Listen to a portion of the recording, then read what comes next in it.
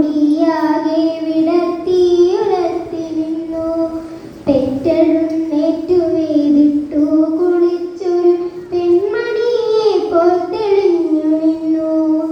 ആയമ്മയെ കാണാനക്കരെ ഇക്കരെ ആ വഴി ഈ വഴിയാരു വന്നു. ഓരോരോ പായാരം തങ്ങളിൽ ചൊല്ലി ഒരായിരം കിളിയൊത്തു വന്നു.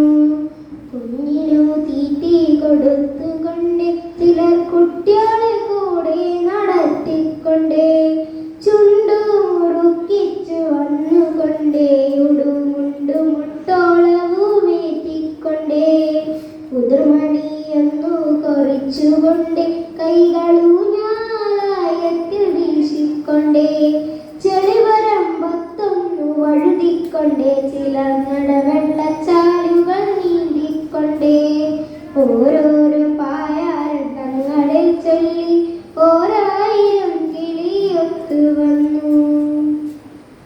തത്തമ്മയ്ക്കൊണ്ടൊരു പായാരം ചൊല്ലാൻ കൊയ്ത്തിനു പാടത്തു വന്നപ്പോൾ കുഞ്ഞി തത്ത വിശന്നിരുന്നു, കൂട്ടിനുള്ളിൽ തളർന്നിരുന്നു. മുത്തശ്ശിക്കേറെ വയസ്സായി, കൊല്ലവും പുത്തരിയുണ്ണാൻ കൊതിയായി.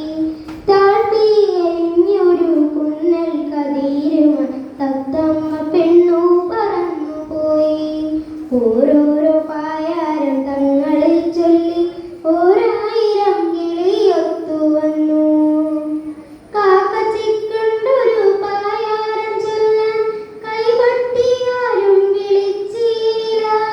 കർക്കിടകം വന്നു പോയിട്ടും വലിയിട്ടൊരു വറ്റും തരായില്ല.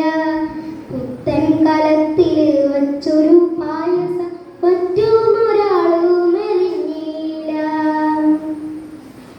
മഞ്ഞക്കിളിപ്പെണ്ണിനുണ്ടൊരു പായാരം മുണ്ടകൻ കൊയ്യാനിറങ്ങുമ്പോൾ മുന്നാലെ പിന്നാലെ മാറാതെ കൂടിയിട്ട് കിന്നാരം ചൊല്ലുന്നു മണവാളൻ.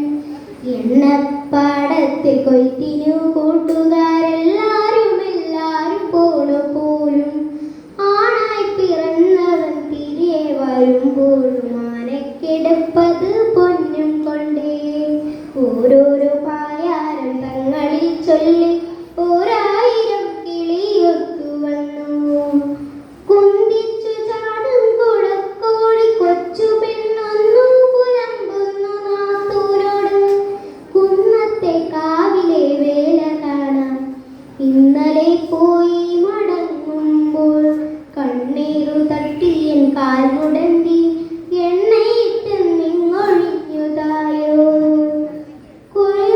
കുരയോളിട്ടുടുത്ത മണ്ണിൽ കുരുത്ത് കേടിനു ചെളി പറ്റി ആരെയോ പ്രാഗിക്കൊണ്ടമ്മച്ചി താറാവ് ആവണിപ്പാടത്തു വന്നപ്പോൾ ഇത്തിരി പോന്ന പൊടി മീനയൊക്കെയും കൊറ്റികൾ കൊത്തി പറന്നുപോയി.